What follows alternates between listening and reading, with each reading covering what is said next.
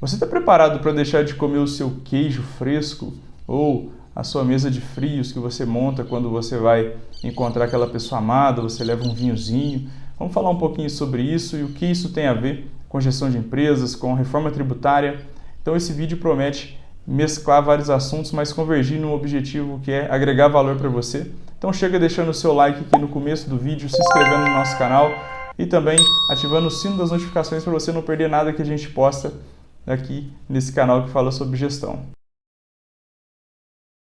Olá para você que não me conhece, que está chegando por aqui agora, meu nome é Luiz Souza, sou consultor de pequenas empresas e o propósito desse canal, que se chama Programa Gestão Certa, é trazer reflexões sobre gestão, empreendedorismo, insights para você empresário ou que você quer começar a empreender. Então aqui é o lugar que você vai encontrar esses assuntos e hoje nós vamos falar sobre algo que está surgindo no Brasil, que é a reforma tributária e como isso vai afetar muitos negócios. Eu comecei a chamada bem forte aqui, você está preparado para deixar de comer queijo? Por que eu estou dizendo isso? O que isso tem a ver com a reforma tributária? Para quem não sabe, a gente passou recentemente no Brasil a reforma tributária que muda a dinâmica de cobrança de taxas, impostos, tributos no país e nós temos algo novo surgindo em relação a produtos que é o IS, que nada mais é do que o imposto seletivo, que é um tributo federal brasileiro criado pela reforma tributária na emenda constitucional número 132 de 2023, que tem como principal objetivo desestimular o consumo de produtos e serviços prejudiciais à saúde e ao meio ambiente. Por essa razão, ele é popularmente conhecido como o imposto do pecado. Cara, quando a gente ouve isso, você fala, tá, tudo bem, ter um imposto, né, uma taxa ali que vai ser cobrado para poder desestimular produtos e serviços que são nocivos à saúde humana e ao meio ambiente. Mas como o queijo ele se encaixa nessa classificação de produtos nocivos à saúde e ao meio ambiente? Eu não estou fazendo aqui uma defesa ao argumento da doutora Kátia, que vai nos podcasts falar que produtos lácteos eles são nocivos à saúde, eles inflamam. Também não estou aqui contradizendo ela, eu não sou da área, eu não posso dizer. O que eu posso dizer sobre queijo, leite, lácteos é que eu gosto muito.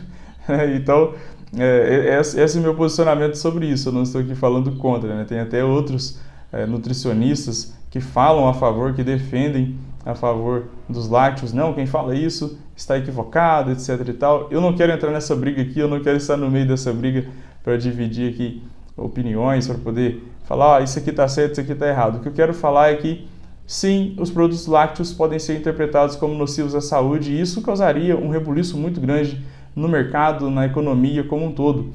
E por que classificariam ou poderiam enquadrar os lácteos, toda a cadeia produtiva do leite, como nociva à saúde?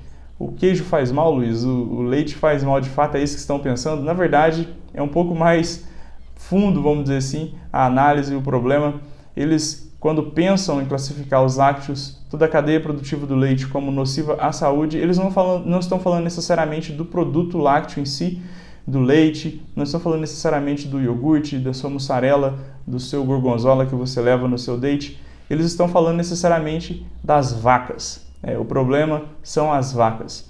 As vacas, segundo muitos aí globalistas, muitas pessoas que têm uma visão de melhoria do meio ambiente, do planeta, as vacas são inimigas da sustentabilidade humana, né, da vida humana na Terra, porque elas emitem gases poluentes através do seu pasme pum. Né? A vaca emite gases poluentes na atmosfera e isso destrói o ecossistema, causa efeito estufa e isso seria suficiente para poder gerar o desestímulo da produção de leite, porque isso, segundo a possibilidade, né, e não é nada certo de que isso vai acontecer, mas existe a possibilidade desses produtos, de toda essa cadeia ser desestimulada. Agora, olha que interessante, né?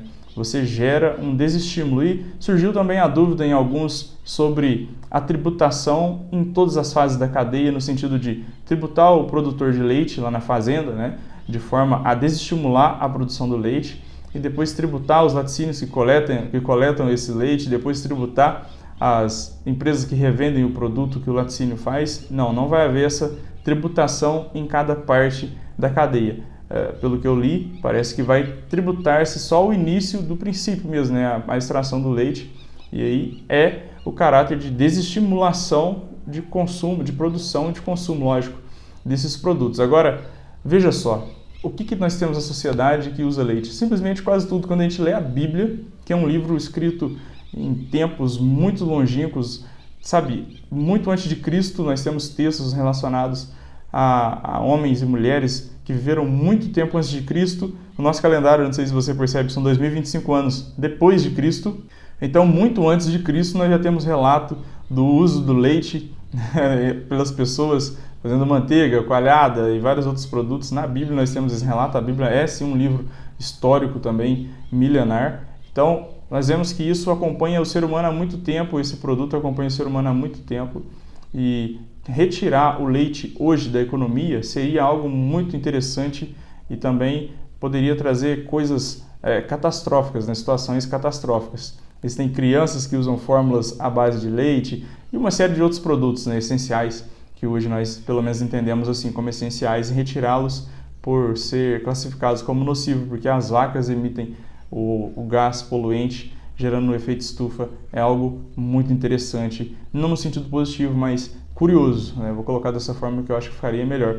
Agora imagine você ser um empresário que possui algum produto, não precisa ser dessa cadeia produtiva do leite, mas você tem algum produto, você presta algum serviço que seja enquadrado dentro de produtos nocivos ao meio ambiente e à saúde, tá? Então você iria ser desestimulado com um tributo que iria doer no seu bolso para você ou mudar de ramo, de segmento, ou abandonar isso de uma vez por todas e fazer outra coisa da sua vida.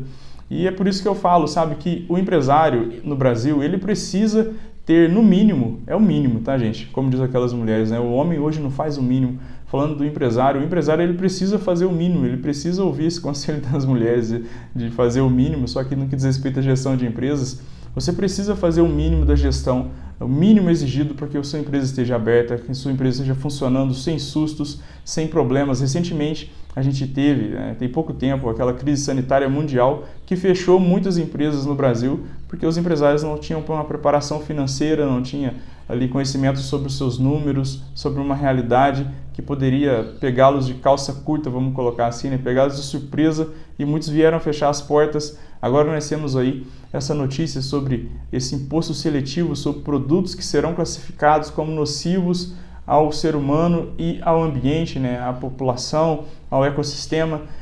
Olha só, quando a gente fala sobre gestão de empresas, nós estamos falando sobre os fatores internos da empresa e os fatores externos da empresa, aos negócios. E os fatores externos você não controla. Tá? Cada dia surge alguma coisa nova, surge algo na cabeça dos senhores que estão lá no Congresso Nacional e eles vão impor a vontade deles, faça sentido para você ou não, e você faz parte desse ecossistema chamado sociedade e você vai ter que dar uma resposta a isso. E imagina se os fatores internos da sua empresa não são bem feitos, se você não tem uma gestão bem feita, se você não tira o melhor que você pode da sua empresa, se a sua equipe ela puxa contra você.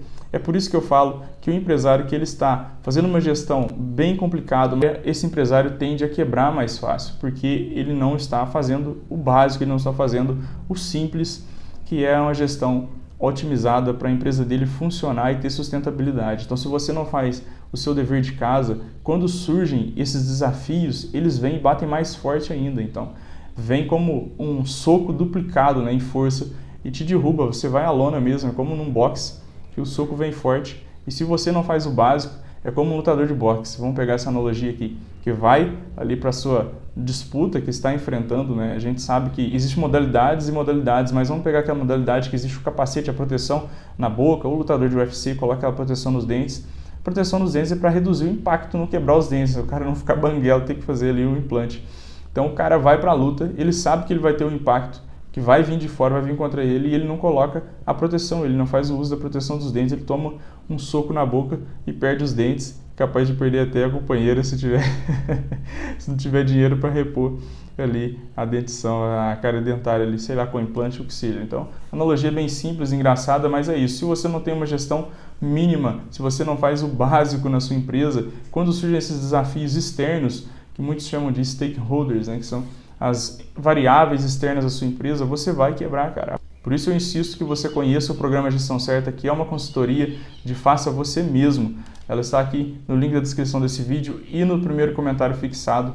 E essa consultoria é uma área de membros onde você consegue pegar todo o conteúdo que eu coloquei ali sobre gestão de empresas, sobre administração, e você aplicar na sua empresa, repassar para o seu time, fazer um treinamento da sua equipe, alinhar todo o seu time no propósito que você tem, que é de gerar benefício por meio de produtos e serviços na sociedade.